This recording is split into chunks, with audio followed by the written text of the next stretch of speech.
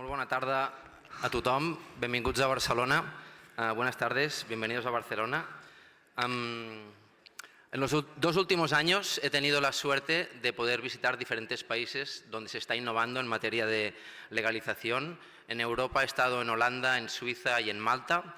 Y en América he estado en Colombia, México y en Arizona, Massachusetts y Nueva York para estudiar un poquito los diferentes modelos. Quiero agradecer al Cannabis Hub la invitación de venir aquí a compartir algunas de las preguntas, de las reflexiones que me he llevado de todos estos viajes, porque creo que a lo mejor aquí todavía no han llegado y puede ser útil, digamos, abrir estos melones. Si hacemos una foto de qué está pasando en el mundo actual en términos de legalización, podríamos ver que, por un lado, 209 millones de personas en el 2020 consumieron cannabis, es decir, un 4% de la población mundial, que este 4% ha habido un aumento en la última década del 26% en las prevalencias de consumo, es decir, esto en un escenario donde en la mayoría del mundo está prohibido el cannabis, o sea, el objetivo de las políticas es que no se incremente el consumo. Entonces, claramente esto es un fallo y a medida que se van abriendo otros escenarios tenemos la posibilidad de evaluar sus fortalezas y debilidades. Es Uruguay, Canadá, Malta, Luxemburgo, Sudáfrica y unas 21 jurisdicciones de Estados Unidos que ya han regulado todos los usos del cannabis. Sabemos que en Alemania, en República Checa y en Tailandia también están pasando cosas muy interesantes, pero quizá no están tan avanzadas como estas realidades que resumo aquí. Y que decenas de países, principalmente en África, Europa y América, tienen programas de cannabis medicinal, algunos de ellos de acceso, pero la mayoría de ellos basados en la producción de cannabis medicinal. Por último, la realidad es que aunque estemos en este momento de cambio, lo que hay es un dominio del control penal del cannabis. O sea, todavía en términos de punto de inflexión, en los 198 países del mundo, es una anécdota, digamos, los experimentos pro legalización. En todo caso, ahora que ya empezamos a tener ejemplos de legalización, si bien tenemos que valorar que es positivo y celebramos pues, todos estos avances, también tenemos que reconocer que no es la panacea la legalización. No lo es porque no acaba con las consecuencias negativas que tenían las leyes prohibicionistas, digamos, en el escenario anterior, ¿vale? Vemos que se reproducen muchas de las injusticias que ya estaban en el escenario anterior. Y por otro lado, la legalización tampoco impide per se la reducción de las desigualdades en estos mercados emergentes, ¿de acuerdo? El rol de las corporaciones, ¿no?, en términos de cómo van captando la economía, también se reproduce, aunque la legalización podría ser una oportunidad para repensar incluso cómo funciona la economía. De forma resumida, me centraré en estos tres puntos. Hay mucho más de lo que hablar, pero digamos que me parecen tres vectores interesantes para abordar esta cuestión. En primer lugar, un concepto que aquí quizá no somos muy familiares todavía, no estamos familiarizados, que es la captura corporativa, ¿de acuerdo? Se define la captura corporativa como el proceso que tiene el proceso de influencia de las corporaciones para moldear las políticas públicas, ¿de acuerdo? Esto no solo pasa en el ámbito del cannabis, pasa en muchísimos ámbitos y en el ámbito de la agricultura hay grandes ejemplos de cómo esta captura corporativa consiguen moldear las políticas para servir los intereses de las corporaciones. En segundo lugar, hay una paradoja muy grande, porque aquí no tengo que explicarle a nadie que el cannabis tiene un potencial para el medio ambiente, para regenerar muchos aspectos de un medio ambiente fallido que tenemos en un momento de crisis, pero la paradoja es que las regulaciones y las prohibiciones actuales favorecen lo contrario, favorecen una degradación ambiental. Y por último, un tercer elemento, que a lo mejor aquí tampoco todavía no estamos muy familiarizados, que es la equidad social. La equidad social, para entendernos, es la otra cara de la moneda de la captura corporativa, ¿de acuerdo? Allí donde hay mucha captura corporativa hay poca equidad social y viceversa, ¿de acuerdo? La equidad social tendría que ver con reparar estos daños de la prohibición que especialmente se repiten en algunos grupos de población más vulnerables, ¿no? Todo el mundo se puede imaginar algunos. Especialmente hay muchas intersecciones, pero principalmente las poblaciones más pobres y más vulnerables, más estigmatizadas, ¿de acuerdo? Estas dos diapositivas incidirán sobre cómo, qué respuestas, qué medidas, qué ideas se podrían poner encima de la mesa para combatir esta captura corporativa que estábamos hablando.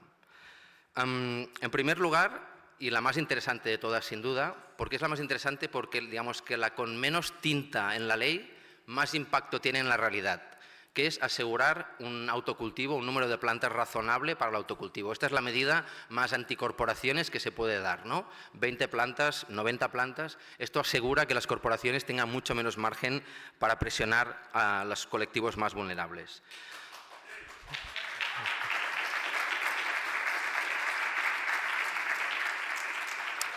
En segundo lugar, permitir el establecimiento de clubes sociales de cannabis basándose en el modelo surgido aquí en el Estado español, porque lo que estamos viendo es, por ejemplo, en Malta o en Alemania, que se suprime la posibilidad del espacio de consumo. El espacio de consumo es un espacio de reducción del estigma y todas estas legalizaciones, excepto la de Nueva York, no están afrontando la reducción del estigma porque están haciendo que se pueda consumir solo en espacios privados, una vez más a escondidas, una vez más con este sentimiento de culpa. Por lo tanto, los clubes favorecen que como mínimo en un ámbito comunitario no haya este estigma. El mejor ejemplo de todos es Nueva York. Os recomiendo que vayáis a Nueva York porque en Nueva York se puede consumir igual que las leyes de tabaco, entonces es el fin del estigma para las personas consumidores de cannabis, es a lo que se debería aspirar en todo el mundo. En tercer lugar, prohibir la integración vertical. Esto es un concepto que a lo mejor también es un poco extraño, pero básicamente significa prohibir que las empresas puedan tener las manos puestas en todos los niveles de relación con el cannabis, es decir, en el ámbito de la producción, de la manufactura, de la distribución, de la venta, del transporte, prohibir que las empresas se puedan hacer con toda la cadena involucrada con el cannabis. En cuarto lugar, no prohibir o limitar el número de licencias, sino limitar la cuota de mercado que determinados individuos o corporaciones pueden tener, ¿de acuerdo? Porque es una forma, si echa la ley, echa la trampa, entonces esta es una forma más eficaz de reducir esta captura corporativa. El siguiente punto es propiamente del que hablaré después, de equidad social, pero significaría favorecer que determinadas empresas o empresarios tengan una serie de ventajas a la hora de entrar en el mercado, ¿de acuerdo? Especialmente estas empresas constituidas por personas que han sido impactadas por estas leyes prohibicionistas. Y por último, en esta diapositiva hay otras medidas pues, antimonopolio, pro-transparencia, que son propias de otras disciplinas y otras economías que podríamos traer aquí. Por último, descalificar a los malos actores, ¿de acuerdo? Empresas que han puesto en riesgo la salud de las personas consumidoras deberían ser descalificadas de los escenarios de regulación, ¿de acuerdo? Malos actores fuera. En segundo lugar, un grupo de trabajo integrado por diferentes agencias para vigilar estas tácticas antimonopolio, ¿no? Como establecer contrapesos dentro del mecanismo público para reducir esta posibilidad de captura corporativa. Una medida muy interesante, que se ha hablado antes también, que es simplificar las regulaciones, porque justamente las corporaciones tratan de incidir para que haya una sobreregulación y hacer muy difícil que los actores menos preparados, ¿no? Sean en términos de formación, de dinero, de crédito, no pueden acceder a ese mercado. Por lo tanto, incluso con regulaciones muy accesibles, no harían falta programas de equidad social. O sea, si realmente las barreras de entradas al mercado fueran muy bajas para todo el mundo, no habría que privilegiar ciertos sectores, pero esto es realmente complicado. Y por último, ya directamente nombrar los malos actores y nombramos la industria tabacalera. O sea, realmente hay actores que no queremos que entren en este nuevo escenario de competición. El segundo punto, la degradación ambiental. Como os decía, las regulaciones actuales o las prohibiciones actuales favorecen una serie de impactos sobre el ecosistema, ¿no? Biopiratería, deforestación, erosión del suelo, contaminación del agua, pérdida de la biodiversidad, deterioro de la calidad del aire y emisión de CO2. Además, lo que vemos es que los impactos son diferentes en el sur global y en el norte global, ¿no? Para unos quedan unos impactos y para el norte global, como veis, principalmente por el hecho de cultivar en interior hay una gran huella de CO2 asociada al cultivo de interior. Hay estudios que nos dicen que para producir 1 kilo de marihuana de interior se produce una huella de carbono equivalente a quemar entre 900 y 2.000 litros de gasolina y que la alternativa está ahí, ¿no? Cultivar outdoor reduce casi un 95% esta huella de carbono. Es surrealista también que en algunas de las jurisdicciones, por ejemplo en Europa, donde se favorece la legalización como Malta, solo esté permitido cultivar en indoor, ¿no? Un sitio privilegiado en el Mediterráneo donde se podría cultivar en exterior y debido a que se sigue tratando en Europa el cannabis como uranio enriquecido, ¿no? Una cosa que hay que tener muy protegida, muy segura, no puede ver nadie, pues seguimos reproduciendo estos impactos sobre la naturaleza.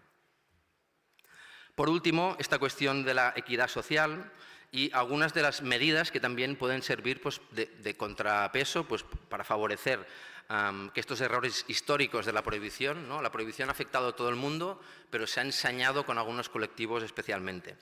Principalmente hablaríamos de los cultivadores, ¿no? Las personas que se han ocupado de producir y distribuir esta sustancia. En primer lugar, reducir la sobreregulación. En segundo lugar, dar exclusividad a ciertos sectores en el mercado. Por ejemplo, en Nueva York, el 50% de las licencias tienen que ser por comunidades históricamente desfavorecidas, ¿de acuerdo? Si hay una cuota, la mitad de la cuota de mercado es por personas que o bien han estado en la cárcel por tráfico de cannabis o bien tienen un familiar de primer grado que ha estado en la cárcel por cannabis, ¿de acuerdo? Privilegiar estos sectores en el nuevo escenario. En tercer lugar, un acceso prioritario al mercado. Durante 3 años, en Nueva York prohibieron la entrada de las corporaciones a sacar licencias, ¿de acuerdo? Ha habido un juicio y al final son solo 2 años. Pero el propio Estado dio una pausa de 2 años para que todas estas comunidades vulnerables, que evidentemente tienen muchas dificultades para profesionalizar un negocio, pudieran hacerlo debidamente. Les han dado fondos semilla, es decir, dinero que no hay necesidad de retornar porque justamente esta gente está tan impactada y tan criminalizada que no tienen este capital inicial para empezar el negocio. Acceso, sabéis todos los problemas que hay en Estados Unidos con la cuestión de los bancos, pues tener acceso garantizado a crédito, tener una facilidad para operar y apoyo empresarial. Hay programas de mentoring, o sea, de asesoramiento empresarial de 2 años para que estas personas lleguen a buen puerto y consigan hacer un negocio sostenible. También se pueden quitar tasas de estas poblaciones.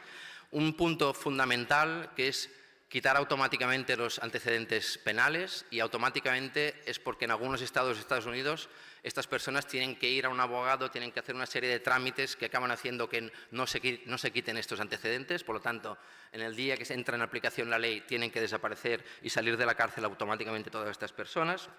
Y reinvertir un porcentaje de los beneficios fiscales en estas poblaciones desfavorecidas.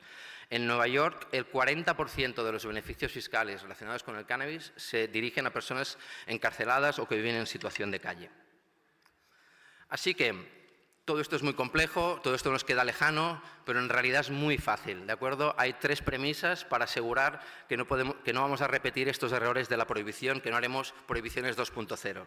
La primera es priorizar las necesidades de estos grupos más vulnerables. La segunda es asegurar que tengan fondos suficientes, recursos suficientes para salir de esta situación de estigmatización. Y, por último, que ellos estén en el centro de la formulación de las políticas que les afectan. Mi charla es una invitación a que no midamos el éxito de un proceso de regulación por el número de licencias que se otorgan, sino por la disminución o la desaparición de las personas que quedan atrapadas en un sistema legal represor. Y todo esto que estoy contando pues parece lejano, ¿no? En España todavía no ha llegado, no hay la legalización, pero lo cierto es que a lo mejor no nos habíamos dado cuenta, pero España ya es la 7ª potencia mundial en la producción de cannabis medicinal.